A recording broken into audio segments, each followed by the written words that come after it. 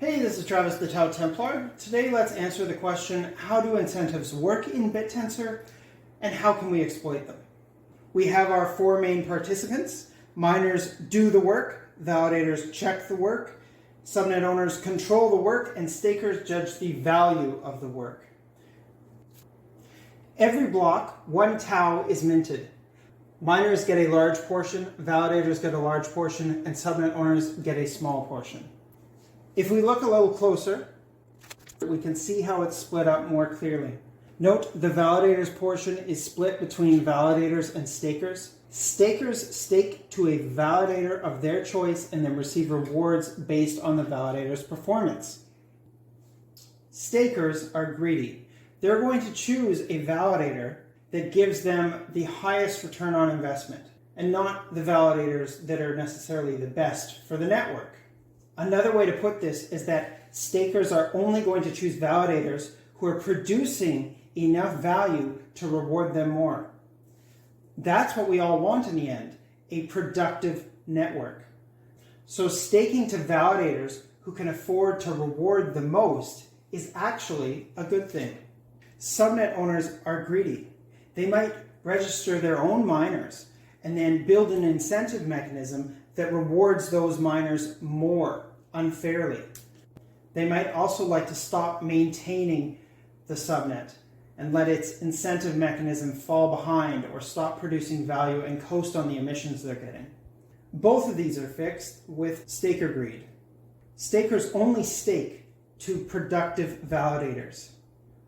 Those validators evaluate which subnets they feel are the most valuable. Therefore, if you have a crappy subnet, validators will not give you emissions and your subnet will die. Once dynamic TAO is released, stakers will be able to directly stake to subnets instead of having to go through a validator.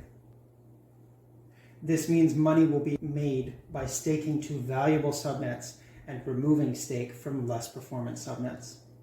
Validators, they want more emissions, and so they validate on as many subnets as they can. The more subnets they validate on, the more emissions they get. The more people staking to them, the more money they make as well. To explain how validators are kept in check, let's give a quick overview of Yuma consensus. Yuma consensus is the mechanism by which validators are able to come to consensus about the grades they're giving their miners.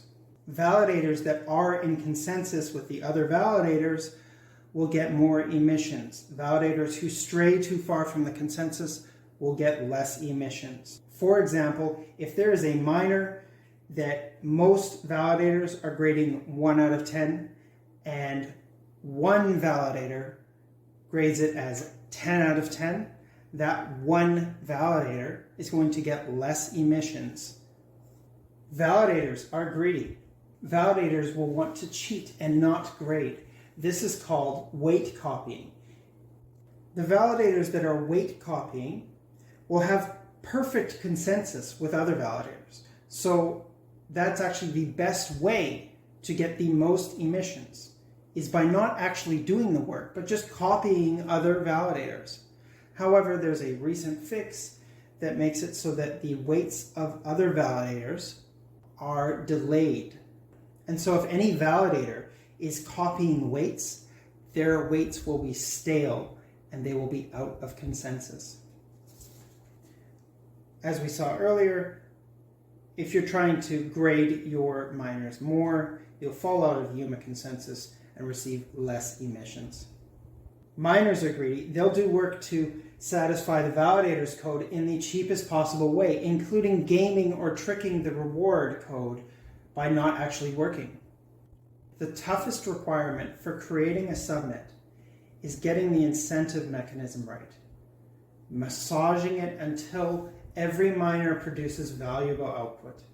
Miners that exploit it suck, but they help identify shortcomings in the way miners are graded. Successful subnets will have battle-hardened, robust incentive mechanisms.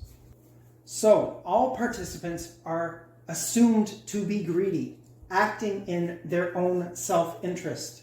The system works because it rewards productive work. Stakers are rewarded for judging the value of work. Subnet owners are rewarded for maintaining and controlling the work. Validators are rewarded for checking the work, and miners are rewarded for doing the work. If you see any avenues for exploitation, I invite you to come and exploit the network. Remember, it's permissionless. No one can stop you. You can start exploiting today. The harmony of the incentive system is inspiring. It is the quintessential free market where self-interested individuals work for their own self-interest and end up benefiting everyone in the end. Thank you.